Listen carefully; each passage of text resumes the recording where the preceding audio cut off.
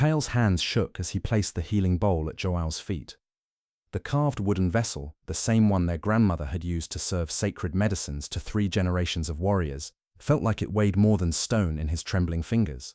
His palms were slick with sweat despite the morning chill, and he had to grip the bowl's edges to keep from dropping it entirely.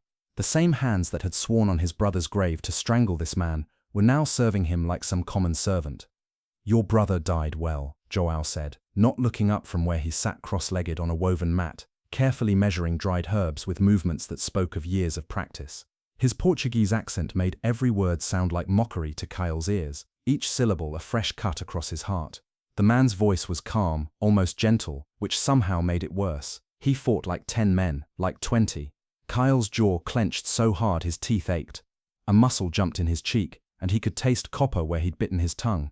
3 weeks ago, he would have buried his obsidian blade in this foreigner's throat for even speaking Tawa's name. 3 weeks ago, when the spotted sickness was just a distant rumor from the river tribes, when children still laughed around the evening fires, when death hadn't started stalking through their village like a hungry jaguar. But 3 weeks ago, half his tribe wasn't dying. The smell hit him again, that sweet rotting scent that had become as familiar as morning mist. It clung to everything now: the medicine lodge, the children's hammocks, the sacred spaces where they burned offerings to the forest spirits. It was the smell of flesh fighting fever, of bodies slowly surrendering to something their immune systems had never encountered. It was the smell of his people disappearing one labored breath at a time. "The children need the remedy first," Kale forced out, each word tasting like ash in his mouth. His voice cracked slightly on children, and he hated himself for the weakness. A warrior shouldn't show vulnerability, especially not to his enemy. But every time he thought of little faces burning with fever, his composure threatened to crumble entirely. Little Amara had stopped crying yesterday, just stopped.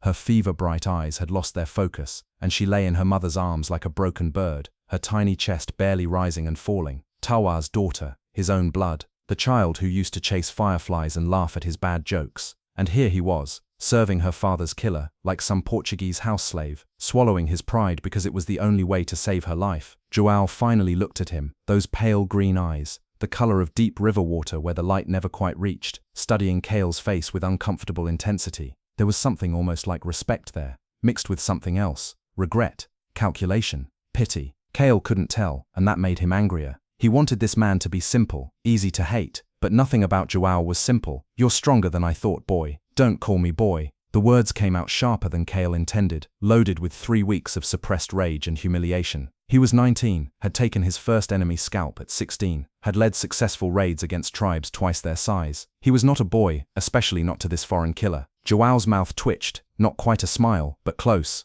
There was something almost amused in his expression, but not mocking, more like recognition. "What should I call you then? Warrior who serves his enemy to save his people?" The question hung in the air between them like smoke from a sacred fire. It wasn't really about names, and they both knew it. It was about identity, about what Kale had become in choosing this path. What do you call someone who betrays everything he believes in for a chance to save what he loves most? The healer began grinding herbs that only he knew how to prepare, his movements precise and practiced. The pestle was carved from Portuguese hardwood, foreign and strange, but his technique was something deeper, ancient. Like he'd learnt this from the old women who remembered the first medicines, who understood that healing was as much ritual as chemistry. Kale watched those killers' hands work to save lives, the same fingers that had guided steel between his brother's ribs, now crushing leaves that might pull children back from death's edge. The contradiction made his head spin, made everything he thought he knew about justice and honor feel suddenly uncertain. How could hands that dealt death be so gentle when they chose to heal? "The mixture must steep for exactly the time it takes to walk to the river and back," Joao continued, his voice taking on the careful rhythm of someone passing down sacred knowledge.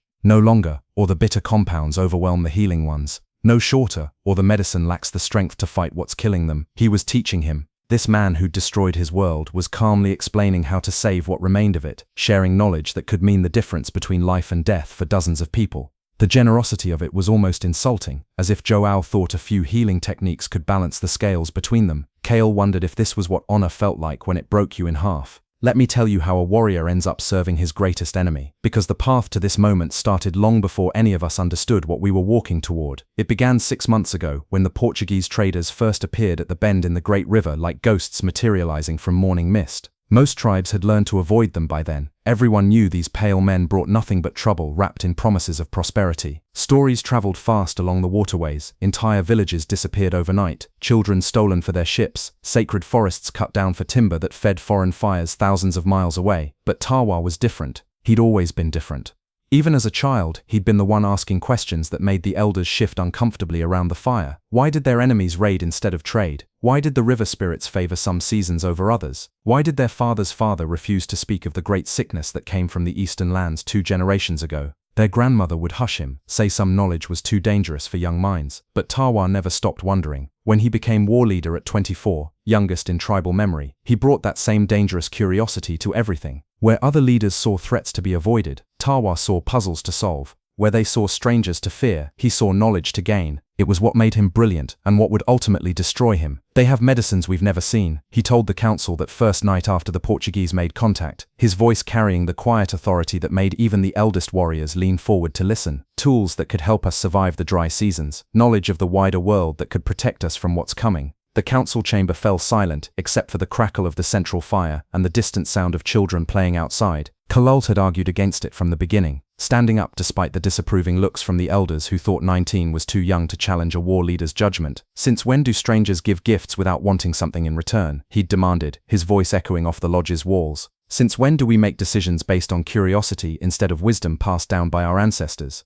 Tawa had just smiled, that patient smile he'd perfected since becoming war leader, the one that said he'd considered angles his younger brother couldn't even see yet. The expression that made Kalul feel like a child playing at being a warrior. Since when do we make decisions based on fear, little brother? That conversation haunted Kalul now, because he'd been right about the fear, and Tawa had been catastrophically wrong about everything else. The trading started small like it always did, like a river that begins as a trickle and slowly carves away everything in its path. Herbs for metal tools that held their edge longer than stone and made hunting more efficient. Information about river routes for new fishing techniques that could feed more mouths during the lean months. Knowledge of weather patterns for Portuguese medicines that worked faster than traditional remedies. Marcos was the first to arrive, the old Portuguese man with grey hair and hands that shook from some old fever. He came alone, unarmed, claiming to be a missionary seeking to understand their ways before attempting to teach his own. He spoke their language poorly but earnestly, mixing words with gestures and drawings scratched in the dirt with a stick. I seek to learn your wisdom before sharing mine, he'd say, offering small gifts that seemed genuinely thoughtful, not the usual beads and mirrors that other Europeans brought, but things that showed he'd been watching, listening, paying attention to what they actually needed.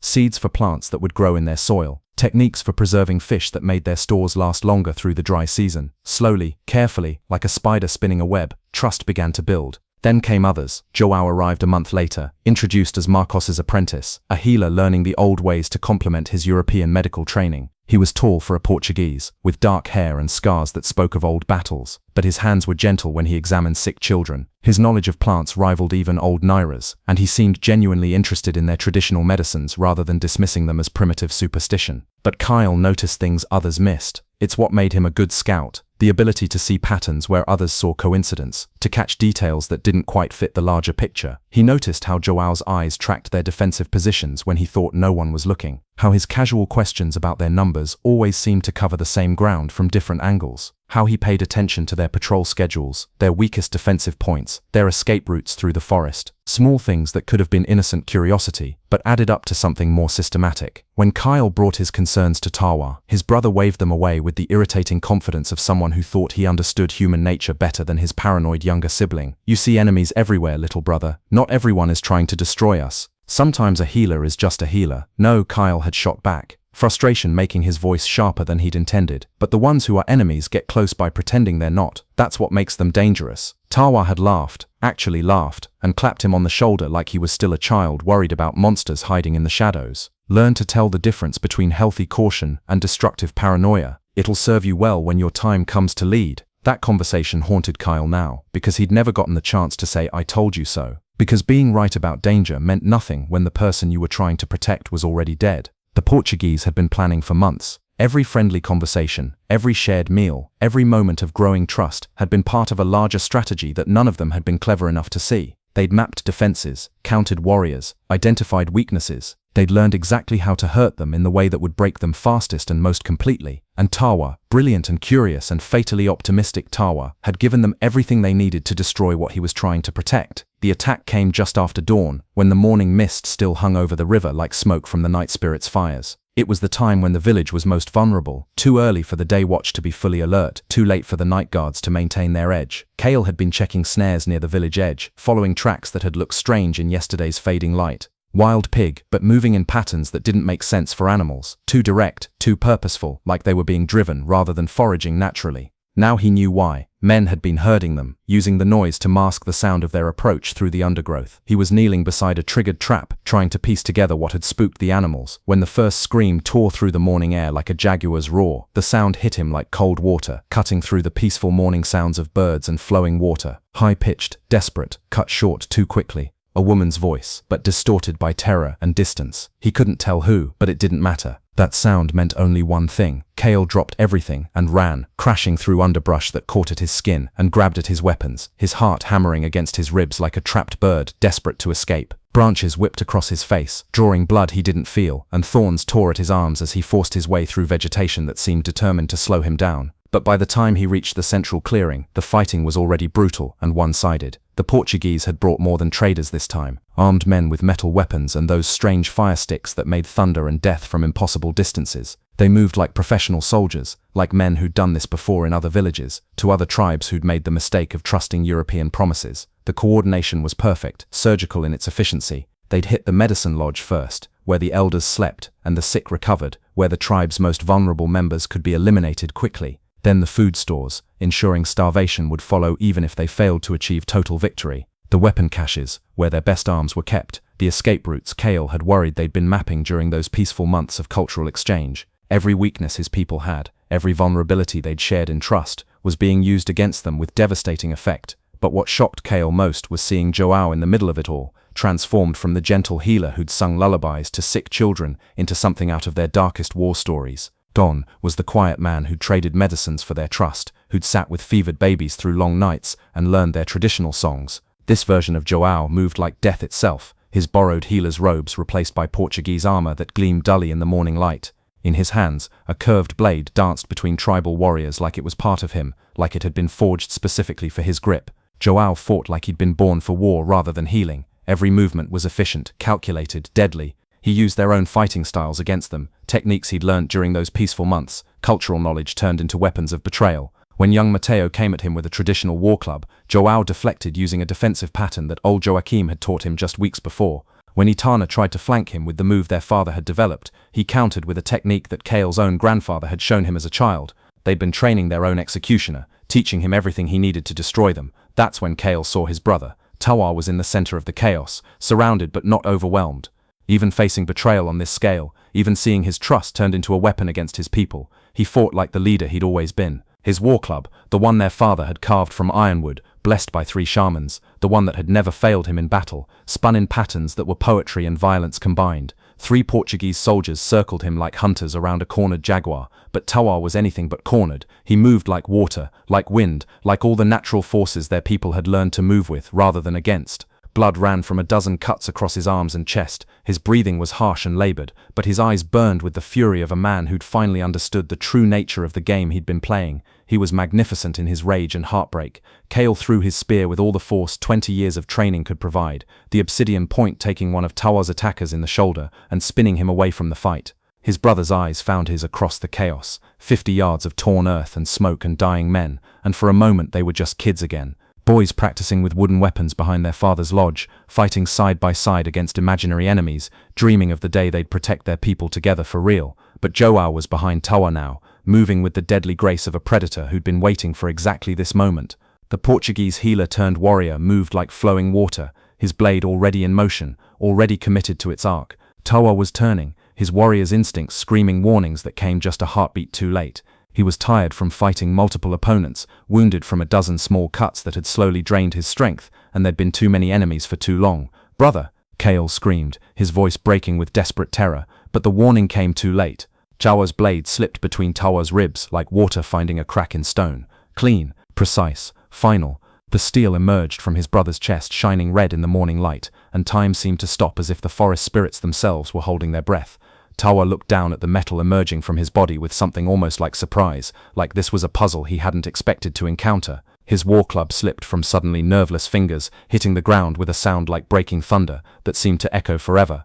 Then he looked at Kale, and his mouth moved around words that never came. But Kale could read his lips, could understand the message in those dying eyes even across the distance and chaos. Protect them, protect our people. When Tawa fell, something in Kale's chest shattered like pottery dropped on stone. The rage that followed was pure and simple and terrible. It rose from somewhere deeper than thought, older than civilization, primal as fire or flood or the earthquake that reshapes the world.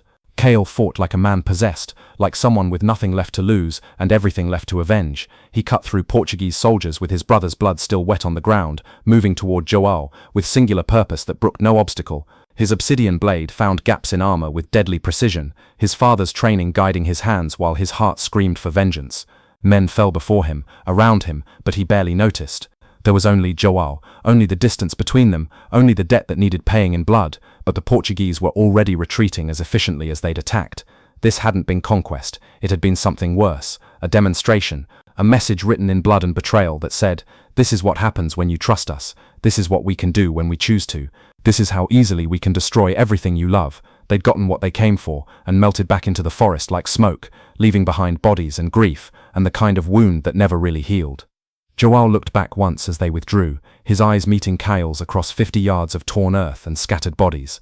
There was something complex in that look, not quite regret, not quite satisfaction, the acknowledgement of one warrior by another, the look of someone who'd done something necessary that would haunt him anyway. Then he was gone, and Kale was left kneeling beside his brother's body in the growing morning light, making promises he meant to keep. The spotted sickness came with the next rains, 3 weeks later. It started with the youngest children, fever and red marks that spread across their skin like fire consuming dry grass. Little Tekoa was first, the chief's grandson, his small body burning with heat that no amount of river water could cool. Then Amara, Tawa's daughter, whose fever dreams filled the nights with crying that broke everyone's heart. Within days it had jumped to the elders. Ancient Pakura, who remembered the old stories. Wise Wakwayam, who taught 3 generations to track. Gentle Naira, whose healing hands had delivered half the tribe. One by one, the keepers of their knowledge began to fall. Then it reached the healthy adults. Warriors who'd survived Portuguese steel found themselves laid low by an enemy they couldn't fight with weapons. Hunters who'd faced jaguar and caiman with steady hands, shook with fever they couldn't break through will alone. People began dying faster than they could be buried according to proper ritual. Old Naira tried everything before the sickness took her too. Traditional remedies passed down through generations of healers, spiritual cleansings that called on every forest spirit their people had ever honored. She even sent runners to neighboring tribes, calling on shamans and healers whose knowledge complemented her own. Nothing worked. If anything, the sickness seemed to mock their efforts. That's when Marcos found them again. "I've seen this disease before," he told the emergency council. "In my homeland many seasons ago. Only one treatment works, specific herbs prepared in a way that takes years to learn." He paused, looking uncomfortable. "The man who taught me this preparation is the same one your warriors seek for revenge. Joel has the knowledge to save your people." The explosion of angry voices was immediate and predictable. How dare this stranger suggest they bargain with their enemy? But underneath the outrage they could hear children crying in the medicine lodge. What would he want in return? Kale asked, cutting through the chaos. Safe passage while he works, protection from those who would see him dead, and a formal end to the blood debt between him and your tribe. The debate raged for hours, but gradually, desperation won over pride. The vote was closer than anyone expected, but in the end it passed by a single voice. KL's, minor, the climax, 15 or 18 minutes, which brought them here, to this moment that felt like the death of everything Kale had thought he understood about right and wrong. He watched his brother's killer grind herbs with the same steady hands that had ended Tawa's life, and wondered how the world had become so impossibly complicated. "Why did you come?" Kale asked suddenly, the question erupting from somewhere deep in his chest before he could stop it. "You could have refused, could have let us die and been done with it." Joel's hands never paused in their work, the pestle continuing its steady rhythm in the bowl. "Your brother asked me something, right before he died." Kale's breath caught in his throat like a trapped bird. "What?" "He asked me to protect his people if something happened to him." Joel looked up then, and his eyes were infinitely tired, carrying a weight that seemed to age him years in the space between words. Strange thing for a man to say to his killer. "You're lying." But even as he said it, Kale could hear the uncertainty in his own voice, because it sounded exactly like something Tawa would do. "Am I?" Joel began mixing the ground herbs with water from the sacred spring, the liquid turning a deep green that seemed to pulse with its own inner light. He knew the attack was just the beginning, knew more Portuguese would come, and next time they'd bring disease as well as weapons. Your brother was smarter than my commanders gave him credit for. The mixture in the bowl began to steam, releasing a scent like rain on stone, like life returning to parched earth. Kale found himself leaning forward despite his anger, drawn by the hope in that smell. He made me promise, Joao continued, his voice dropping to something almost like confession. Said his people would need someone who understood both worlds to survive what was coming. I told him I was killing him, not making pacts. He said that was exactly why he could trust me to keep my word. Kale felt something shift inside his chest, like ice beginning to crack in spring warmth. Not forgiveness. He wasn't ready for that. Might never be ready, but maybe the beginning of understanding. The spotted sickness, he said slowly, pieces of a larger puzzle beginning to fall into place. You brought it, not intentionally. It came with the supply ships, the way it always does. Portuguese ports are breeding grounds for diseases your people have never encountered. Joao stood, holding the finished medicine like a priest holding sacred fire. But yes, we brought it, and your brother knew we would. The confession hung between them like smoke from a funeral pyre. Kale stared at this man who'd destroyed his world, and was now trying to save what remained of it, trying to understand how someone could contain such contradictions. He planned for it, Kale said, the realization hitting him like a physical blow. Tawar planned for you to come back. Not planned. Hoped. There's a difference. Joao moved toward the medicine lodge where their people lay dying. He understood something I'm only beginning to learn, that enemies who honor their debts are more reliable than friends who forget their promises. The medicine worked exactly as Joao had promised. Within 3 days, fevers began breaking across the village like dawn chasing away darkness. Children who'd been burning with heat for weeks suddenly asked for water, for food, for their mothers. Elders who'd been preparing death songs began sitting up in their hammocks, asking for news of the outside world. Within a week, children were playing again, not with their old energy. The sickness had taken something from all of them that would never fully return, but with enough joy to remind everyone what they'd almost lost forever. Within 2 weeks, the death songs stopped echoing through the forest, replaced by healing chants and songs of cautious gratitude. Joao worked tirelessly during those crucial days, moving from patient to patient with the single-minded focus of a man trying to balance cosmic scales through sheer will. He slept in brief snatches, ate only when Kale forced food on him, and pushed himself with a dedication that bordered on obsession. He taught constantly as he worked, sharing knowledge with old Meru and the other surviving healers, how to recognize the early signs of Portuguese diseases, which herbs could treat which symptoms, how to prepare medicines that would work against illnesses their people had never encountered before, but would certainly face again. This is not the last sickness that will come from our ships, he told the assembled healers on the 7th day, his voice carrying the weight of uncomfortable prophecy. There will be others, different but similar. You must be ready. On the 10th day, as the last patients recovered enough to leave the medicine lodge, Joao began preparing for his departure. He worked methodically, organizing his few possessions, writing notes in Portuguese script that he translated for the healers. Kale found him by the river where Tawar was buried, sitting beside the grave as the sun set through the forest canopy. The burial site was marked with stones arranged in patterns that told his brother's story: warrior, leader, protector, visionary. Joao had placed something there, a small carving made from Portuguese hardwood, shaped like a jaguar in mid-leap. What's that? Kale asked, settling beside his brother's killer by his brother's grave. A guardian spirit. My grandmother taught me to carve them when I was young. She said they helped the dead protect the living. Jodo's fingers traced the wooden jaguar's lines with reverent care. I thought your brother might appreciate having one. They sat in silence for a while, listening to the river flow past Tawar's grave. The sound was peaceful, eternal, a reminder that some things continued regardless of human pain or joy. I have something for you, Jodo said finally, holding out a bundle wrapped in Portuguese cloth. Inside was Tawar's war club, the one their father had carved from blessed ironwood, the one he'd died holding, the one Kale had thought lost forever. I took it, Jodo said simply, thought it should come home. Kale hefted the familiar weight, feeling the worn grooves where his brother's hands had gripped it thousands of times. The wood was darker than he remembered, stained with something that might have been blood, or might have been time. This doesn't make us even, he said. No, Jodo agreed without hesitation. Nothing could. They sat in silence again, two warriors who'd found themselves on opposite sides of a war neither had chosen, watching the river carry away the last light of day. Will you come back? Kale asked. Would you want me to? The honest answer was more complicated than Kyle had expected. This man had killed his brother, but saved his people, had brought death but also healing, had honored his enemy's final request in ways that confused everything Kyle thought he knew about justice and honor. I don't know, he said finally. Joao nodded like this was the answer he'd expected. maybe even hoped for. Your brother was right about you. You'll be a good leader when your time comes. How could you possibly know that? Because you chose your people over your revenge. Because you served your enemy to save children who aren't even your own blood. Because you're asking hard questions instead of accepting easy answers. Joao gathered his simple possessions, the belongings of a man who'd learned to travel light. That's what leaders do. Joao stood and turned toward the forest, then paused at the edge of the clearing. The Portuguese will come again, more of them, and not all will be like me. Some will be soldiers seeking conquest, others will be settlers looking for land. Still others will be missionaries trying to save your souls, whether you want saving or not. We'll be ready, see that you are. Your brother died to give you time to prepare, don't waste his gift.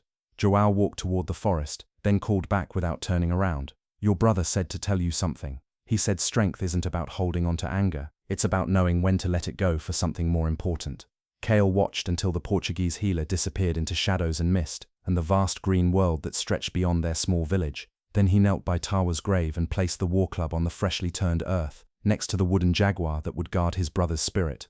I still don't forgive him, he whispered to the stones that marked his brother's resting place. But I think I understand now why you trusted him. The wind rustled through the trees like an answer, carrying the scent of healing herbs and distant rain. Somewhere in the village, children were laughing, children who might not have lived to see another dawn without the medicine their enemy had provided. For the first time since Tawa's death, Kale felt something other than rage burning in his chest. It wasn't forgiveness, he might never be ready for that. It wasn't peace either, exactly. But it was something like acceptance, mixed with determination and a growing understanding of the complexity that leadership demanded. His people would face other crises, other impossible choices. The Portuguese would return, as Joao had warned, bringing new diseases and new threats. There would be more moments when justice and mercy seemed like opposing forces, when the right choice required sacrificing something precious. But they would survive, they would adapt. They would remember Tawa's vision and Joao's unexpected honor and the lesson that enemies could sometimes be more trustworthy than friends who made promises they couldn't keep. Kale stood, hefting his brother's war club, feeling its weight settle into his hands like destiny, accepting its shape.